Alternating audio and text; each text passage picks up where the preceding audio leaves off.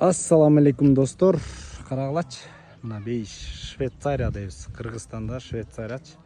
Hech qachon bo'lib turgan жакшыбызга hech bir өкүнбөшүбүз керек. Аллаха миң мертебе шүгүрлөр жана мактоолор болсун. Бизди ушул Кыргызстанды кылып тынччылык берип атканына анан hech qachon өкүнбөш керек. Ишиңер жүрбөй атса, же болбосо кээ-бирөөнө Аллах Таала кеч берет, ийгиликти, жакшылыкты, байлыкты кээ-бирөөнө эрте берет да. Ошон үчүн баардыгы өз убагы менен ансыгандай эчтекебиз жок эле келгенбиз, жок эле кетебиз. Бирок бул дүйнөндө, тигил дүйнөндө жакшылыгын, байлыгын, кирешесин, пайдубалын көрүшүбүз керек иншалла. Мына биз менен эле тең балдарыбыз, досторубуз мына ушул жерде жашайт.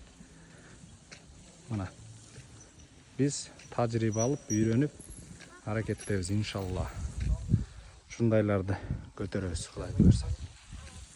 Достор, $50 каналын катталча Кыргызстан чыныгы бейиште карагалачы, көлүчү.